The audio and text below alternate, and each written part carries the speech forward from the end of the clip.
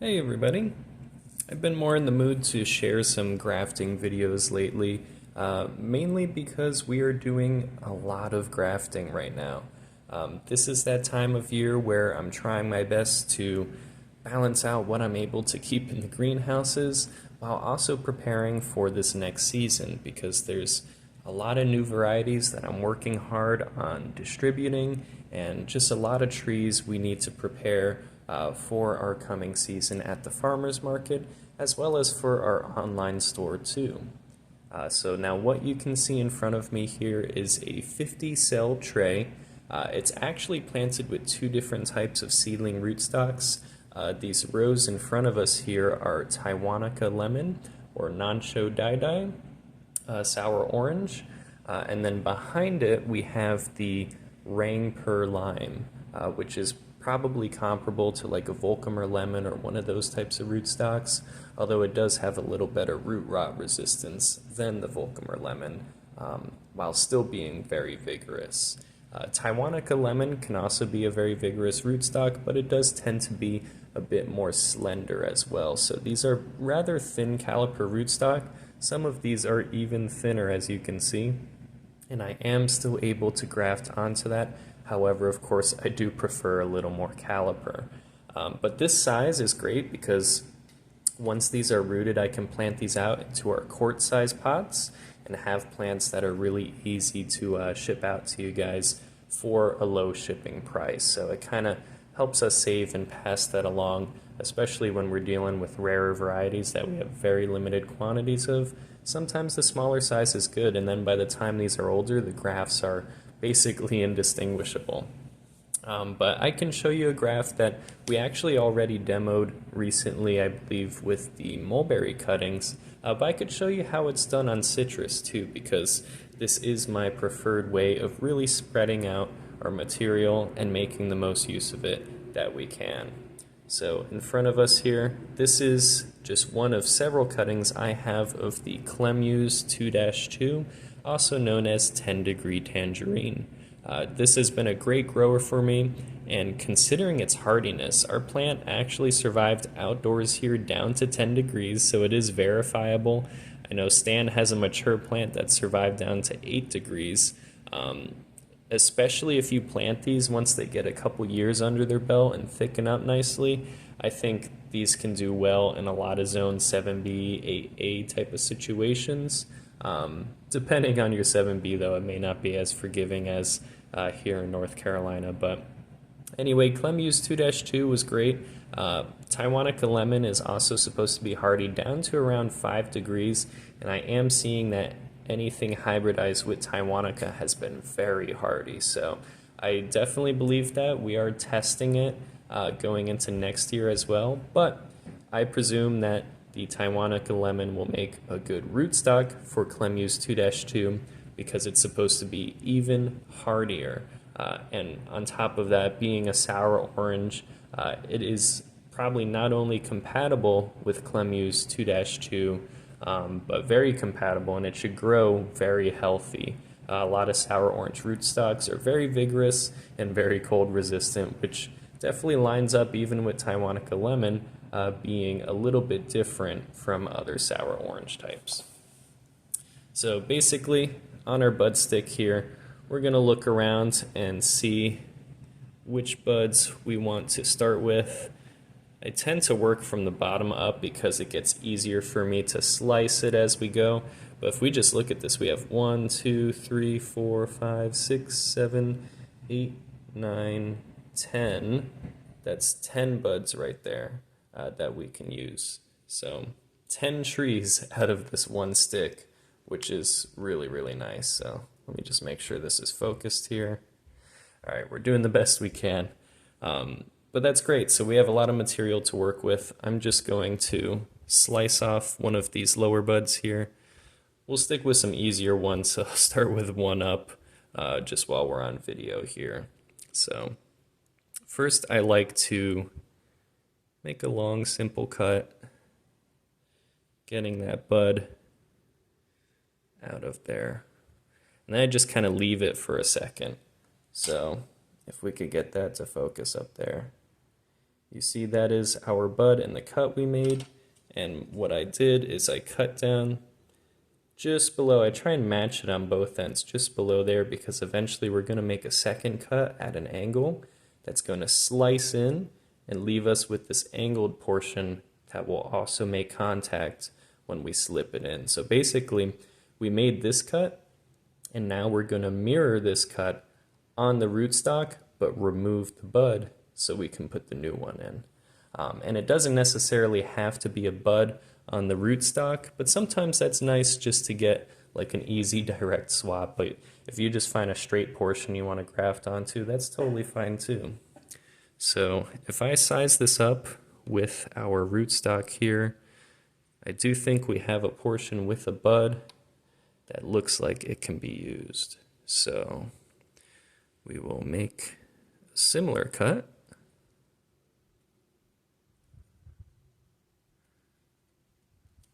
And now the thing is, we're going to compare these and make sure that when I cut, there will be enough room for our bud here. And if not, I can easily expand the cut. But basically, as you can see there, I just cut horizontally and I removed the bud from the rootstock there. So now this is just an open canvas. We can put any bud of any citrus we want there. So we got our Clem-yuz bud. I'm going to make that cut that I mentioned across here. It's always important to use very sharp tools. It does help with controlling them easier. And now if you guys can see that up close, we can remove that. So you see, we have that nice angled cut there. And what that's going to do is that's going to push into the flap that we left behind here. So we cut this lower, but then we cut across here so it leaves this flat portion that will hold this bud in place.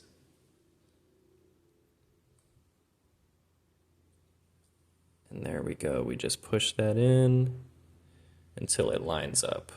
So you can see they line up perfectly. And then last step is just to secure that. I like to use the wax parafilm tape. I have a couple pre-cut portions here that I prepared, and I have some that I've already unwrapped. So we have our plastic wrap there, or wax wrap here. And what's nice about this, for those of you familiar, which many of you may be if you're watching this, but the wax parafilm is really great because this stuff stretches and grows with your graft. In a lot of cases, once the callus of the graft union, where the bud's meeting there, expands and grows, it'll actually start cracking and releasing from the wax. So it almost times perfectly with when the graft is healed, when it starts breaking out of this. So it only stays on as long as it needs to. And I know Herschel from Madison Citrus Nursery has recommended just leave it on as long as you can. There's really no reason to ever remove this and disturb a young graft. So even on trees we're shipping, unless they've been grafted for a while, sometimes we just leave the wax on the graft. Because at a later date you can choose to remove it, but in the meantime it's not hurting the plant. Even if it turns black, and often it does, there's absolutely no issue with that. All right, so you can see there we have our completed chip bud graft. So this is our preferred method for the citrus. I could show you on a slightly thinner rootstock, do this a couple more times, just because I'm going to be doing this anyway. So no big difference for me really. This is just an extra chance for you guys to see what goes on behind the scenes. But I have 150 of these to do today, and many more hundreds in the coming weeks. So I've been chip bud grafting a lot, but it'll be very helpful, especially with varieties like Prague and I-Chang Pepita. I am trying to have some of those available for you guys too. So it'll give us the most trees for the very limited amount of material we have this year.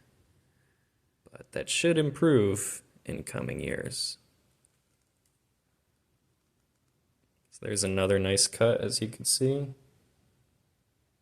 Nice and straight. I did sharpen this knife last night, so it is doing an awesome job just gliding through. I found another area, so you can see I'm kind of targeting these really straight areas because they're easier to graft onto. Some of these stems in these plants, they're all sorts of squiggly and bent, and well, they've just been kind of ignored. A lot of these plants were grown in such high density, and then I removed them from trays and shoved them in a corner until I could get to them.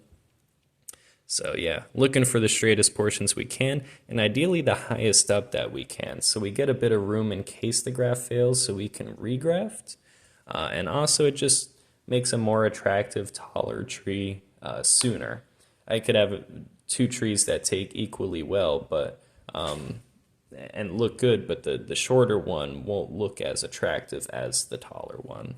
It's, if anything, it's psychological when it comes to presenting these trees at a market or something. People will go for the bigger tree. It makes sense. We would go for the bigger tree too.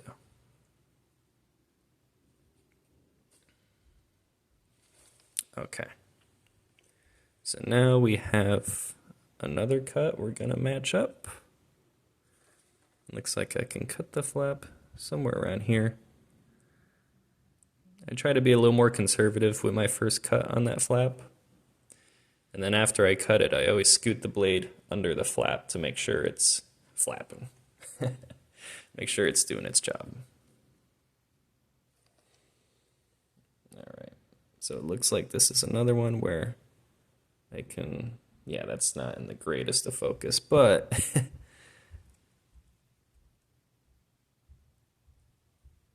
okay. See, that's another one. You get that nice triangular angled cut there. Beautiful buds. Clem-yuz 2-2 makes really nice Scion wood. Not all plants are created equal in that regard. The Prague Chimera, which I'm grafting a lot of, is really bad for this purpose. It sucks because I know it's our most in-demand plant, so I'm really trying to keep up because I haven't been able to. And it's really hard to graft. The Scion wood is very contorted. Not quite as bad as like a flying dragon or a dragon lime, but it's up there.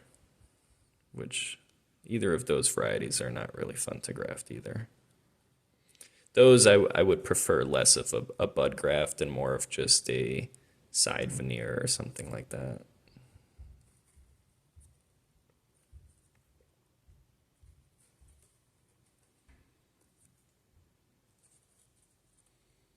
Okay. So there we go. That's another one on a thinner caliper rootstock, as you can see. Both of those went just as well. I think we'll finish with maybe one more, and then we'll call it there. Just because I feel like hanging out with you guys. Why not, right? So we'll go for one more bud here. Let's see, this is a tricky one to line up. There's actually a lot of good spots. I'm actually eyeballing this one, but I'm going to have to rotate our tray a little bit. Let's see. Wonder if you can see that one okay.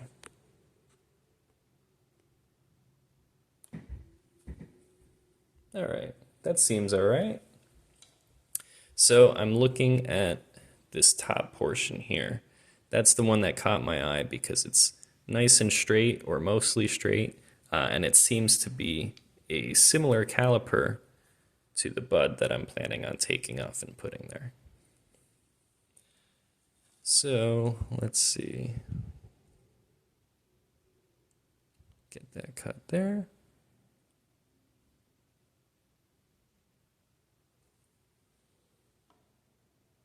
Another nice one. Went a little shorter on the top, and that's just fine.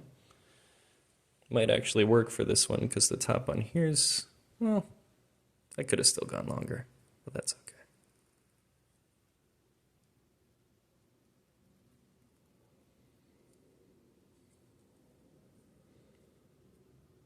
And then we'll make our cut. Some of these I do without directly comparing them, but it's a good habit to check every time. After a while, you just get in the rhythm of it, and you know about the size it needs to be. Sometimes it doesn't have to be perfect. And there we have our nice little bud there that we can push in. Yeah, sometimes it doesn't have to be perfect, but you can see I still got that pretty good in terms of the thicknesses. There's a little wiggle room at the top. So what you can do when you have those white spaces and things don't line up perfectly, you can just shift it a little over to one side. And that way you're making really good contact on one, and this will heal on the other side too. So it's not a big deal if your buds aren't perfectly sized. I've had a lot of situations where not only I've had buds that are smaller than what I'm grafting into, the cuts, they don't quite match up. I've had some that are where the buds are larger and wider caliper than the rootstock they were going onto, and they did just fine. In fact, if you guys have seen in my videos the Trifiola and X639 and maybe even the Benton citrange that we have in the rows, all of those, the buds were of a larger caliper than the rootstock I was using at that time. And they did great. Those are actually some really good grafts. So they took just well if you know how to line things up. Because in those cases, if it was wider, I was just focusing on matching up the bottom portion, especially really getting it in there, getting that contact on that bottom cut, and getting the top to touch something. Because the sides and everything will expand and grow out, and it didn't matter quite as much. The top and bottom are probably the biggest focuses anyway when it comes to this type of graft. But yeah, that is 3 grafts using the chip bud grafting method on our citrus here. So Clem-yuz 2-2 grafted onto Taiwanica Lemon. I think this will make a really good combination, and I am growing out more Taiwanica Lemon this year, so any of the seedling trees that don't sell will be repurposed for rootstock, as these have been. So we did have maybe like 100 or 150 extra trees, which isn't bad considering how many we grew. And all of our trees, being hardy citrus, they all make really good rootstock too, because anything on it will at least have some degree of hardiness as well. And if it's not a hardy citrus we're grafting onto it, then it isn't even an issue. And these make perfectly fine rootstocks anyway, and a lot of them, that's their intended purpose too. Taiwanica Lemon is used more limitedly, but it is still a commercial rootstock variety, and you can't still acquire seed in bulk if you're using them for rootstock purposes. So that is that, guys. I hope this was somewhat useful. It was a bit of just me blabbing too, but I hope you enjoyed nonetheless. Let me know in the comments how you feel about this type of graft, if you've used it. What are you grafting at this time of year too? So let me know, like and subscribe as always, and I'll see you in the next video. Bye-bye.